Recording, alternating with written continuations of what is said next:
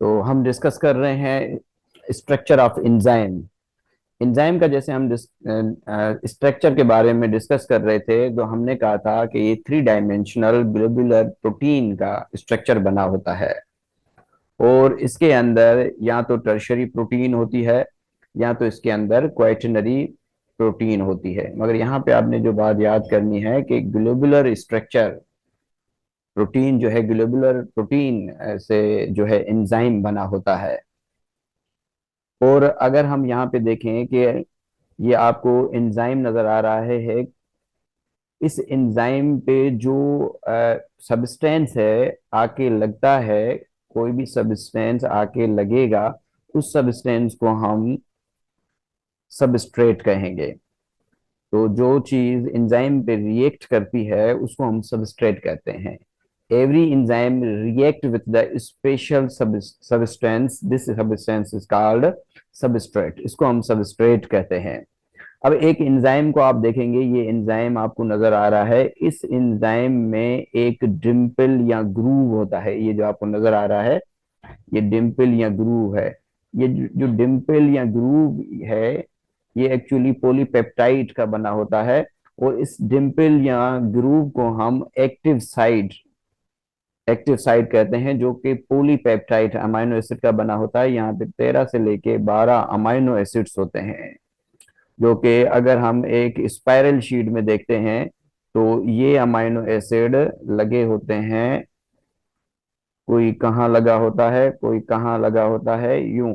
मगर जब ये ग्लोबुलर फॉर्म में आते हैं तो ये सारे यहाँ पे इकट्ठे हो जाते हैं, इकट्ठे हो जाते हैं और ये एक्टिव साइट बनाते हैं। इस एक्टिव साइट, ये जो ग्रूव है, डिम्पल है, इसको हम एक्टिव साइट कहते हैं, जो कि पॉलीपेप्टाइड अमाइनो एसिड की चेन का बना होता है।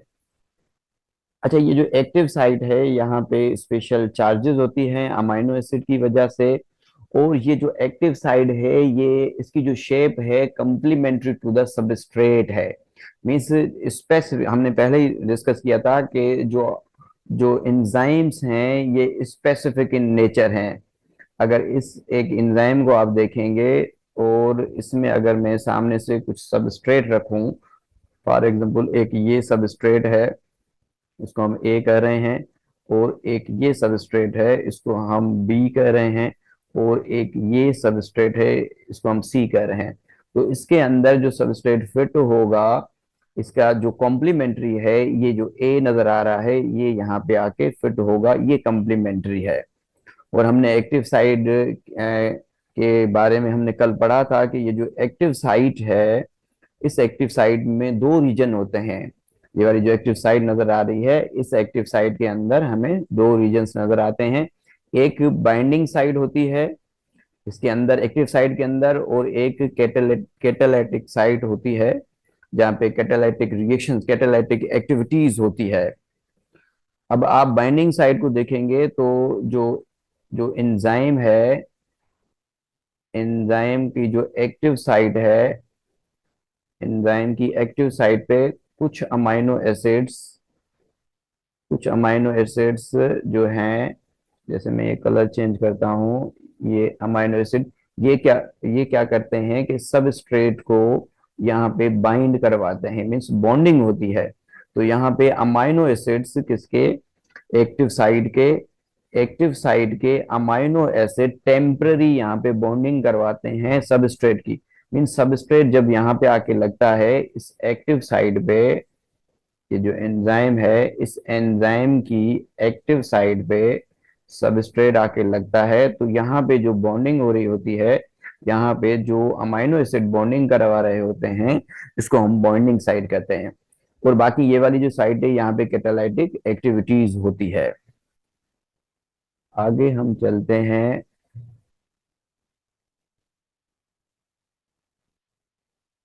अगर हम स्ट्रक्चरल पार्ट देखें एंजाइम के, तो एंजाइम देखें, हमने एक बात की थी कि इंटायरली प्रोटीन का जो एंजाइम बना होता है उसको हमने एपो एंजाइम कहा था। इससे पहले हमने डिस्कस किया था, उसको हमने कहा था एपो एंजाइम।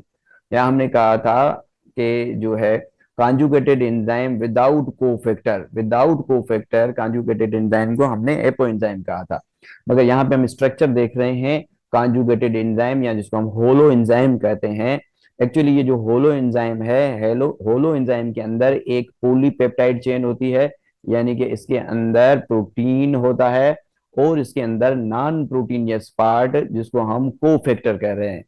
जो एंजाइम है, एंजाइम के अंदर एक प्रोटीनियस पार्ट है और एक नॉन प्रोटीनियस पार्ट है। जब ये दोनों साथ होंगे तो इसको हम होलो एंजाइम कहेंगे। मीन्स जब ये एक्टिव हो रहे होंगे तब इसको हम होलो एंजाइम कहेंगे। वैसे अगर इसके साथ अटैच होंगे तो इसको हम कॉन्जुगेटेड मॉलिक्यूल कहेंगे, कॉन्जुगेटेड एंजाइम कहेंगे। तो जो एंजाइम है उसके अंदर एक पॉलीपेप्टाइड यानी कि प्रोटीनियस पार्ट होता है और एक नॉन प्रोटीनियस पार्ट होता है। इस नॉन प्रोटीनियस पार्ट को हम कह रहे हैं कोफैक्टर। और आगे हम अगर कोफैक्टर को देखेंगे तो ये जो कोफैक्टर है, ये कोफैक्टर दो अकसाम का हो सकता है। एक कोफैक्टर ऑर्गेनिक होता है और एक कोफैक्टर इनऑर्गेनिक होता है। ऑर्गेनिक कोफैक्टर के दोबारा से organic cofactor further divided into two सब फैक्टर्स या टू टाइप्स में डिवाइड हो जाता है। एक को हम कहते हैं कोएंजाइम और एक को हम कहते हैं प्रोस्थेटिक ग्रुप। अब ये जो ऑर्गेनिक फैक्टर है, ऑर्गेनिक कोफैक्टर है, जो कि नॉन प्रोटीनियस पार्ट है, इसके दो पार्ट हैं, दो हिस्से हैं या दो टाइप्स हैं। एक कोएंजाइम है और एक प्रोस्थेटिक ग्रुप है। अब ये जो कोएंजाइम है, एक्चुअली कोएंजाइम जो है ये डेरिवेटिव्स होते हैं विटामिन के। इसके अंदर निकोटीन आ जाता है और फ्लेविन हमें नजर आता है एनएडी में और एफएडी के अंदर, ये इसकी एग्जांपल है। और ये डिटैचेबल हैं, ये परमानेंट जो है अटैच नहीं होते, ये जस्ट अटैच होते हैं at the time of reaction. जिस टाइम रिएक्शन हो रहा होता है उस टाइम ये आके अटैच होते हैं, किसी भी मॉलिक्यूल को आके अटैच करवाते हैं, फिर ये निकल जाते हैं। अगर यहाँ पे हम बात करें कि एक हमें यूं हमें एंजाइम नजर आ रहा है, इस एंजाइम को अटैच करवाने के लिए किसके साथ, सबस्ट्रेट के साथ अटैच करवाने के लिए ये ये जो सबस्ट्रेट है, ये सबस्ट्रेट जब इसके साथ अटैच होगा तो ये ऐसे ही अटैच नहीं होगा। यहाँ पे जो कोएंजाइम है, जो ऑर्गेनिक इन नेचर हैं, वो आके लगेंगे। जैसे मैंने कहा कि निकोटीन और फ्लेविन किसके साथ होता है, एनएडी और एफएडी। और जिस टाइम ये आके सबस्ट्रेट लगता है, ये सबस्ट्रेट जिस टाइम लगेगा आके, इसके साथ साथ इसका कोफैक्टर नॉन प्रोटीनियस पार्ट भी इसके साथ आएगा और इसको अटैच करवाएगा।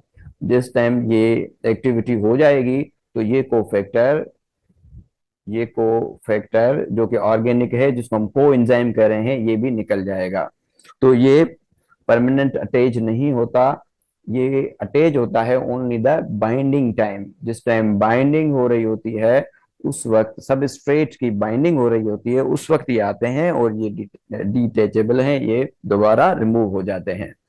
प्रोस्थेटिक ग्रुप को देखेंगे इसके मुकाबले में, तो ये परमानेंट इनमें बॉन्डिंग होती है और ये पार्ट ऑफ एंजाइम होते हैं, इसमें कोवलेंट बॉन्डिंग होती है, ये परमानेंटली अटैच होते हैं, ये डिटैचेबल नहीं है, ये अलग नहीं होते, ये एंजाइम के साथ ही जुड़े होते हैं।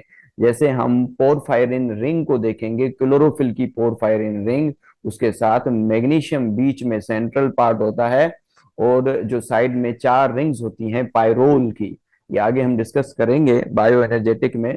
मगर कहने का मकसद ये है कि ऑर्गेनिक जो कोफैक्टर हैं, नॉन प्रोटीनियस जो पार्ट है एंजाइम का, उसके अंदर एक कोएंजाइम आ रहा है, दूसरा प्रोस्थेटिक ग्रुप आ रहा है। अब ये जो कोएंजाइम है, कोएंजाइम जस्ट अटैच होता है जिस वक्त सबस्ट्रेट आ रहा होता है, उस वक्त ही अटैच होता है, फिर ये रिमूव हो जाता है।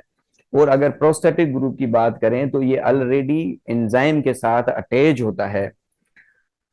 आगे हम इनऑर्गेनिक की बात करेंगे, इनऑर्गेनिक कोफैक्टर। अगर इनऑर्गेनिक कोफैक्टर की बात करेंगे तो ये मेटेलिक आयंस होते हैं, ये भी सेम काम करते हैं जैसे ऑर्गेनिक कोएंजाइम काम कर रहे होते हैं। ये डिटैचेबल है, मीन्स ये भी जिस वक्त सबस्ट्रेट आता है उस वक्त ये आके अटैच होते हैं और दोबारा ये निकल जाते हैं, उसके बाद ये निकल जाते हैं और इनको हम एक्टिवेटर्स भी कहते हैं, क्योंकि ये एंजाइम की एक्टिविटी को इनहांस करते हैं, एंजाइम की एक्टिविटी को ये बढ़ा देते हैं। तो इसलिए इसको हम एक्टिवेटर भी कह रहे होते हैं। इसके अंदर मैग्नीज आता है, मैग्नीज आता है, और इसके अंदर जिंक आ जाता है, कॉपर आ जाता है, क्लोराइड्स आ जाते हैं।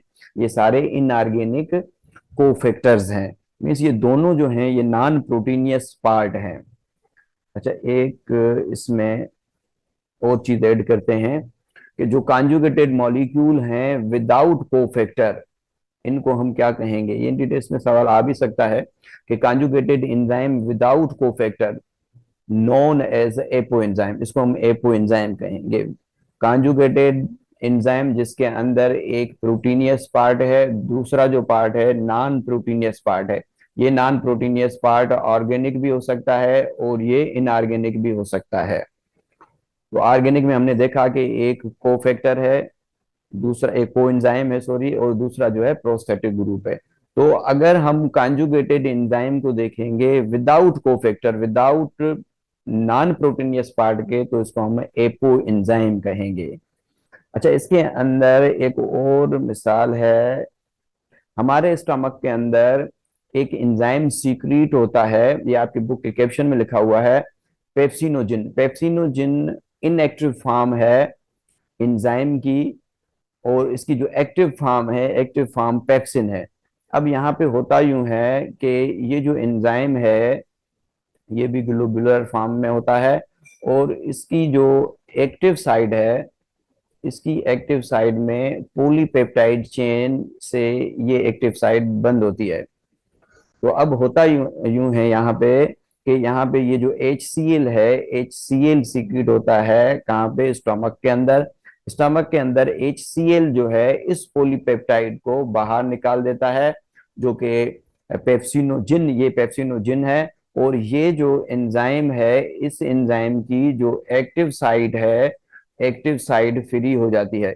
ये जो फ्री एक्टिव साइट है, यहाँ पे पॉलीपेप्टाइड चेन निकल जाती है। जो निकालने का काम कर रहा होता है ये HCl कर रहा होता है, और ये अब बन जाता है पेप्सिन, एक्टिव फॉर्म में आ जाता है।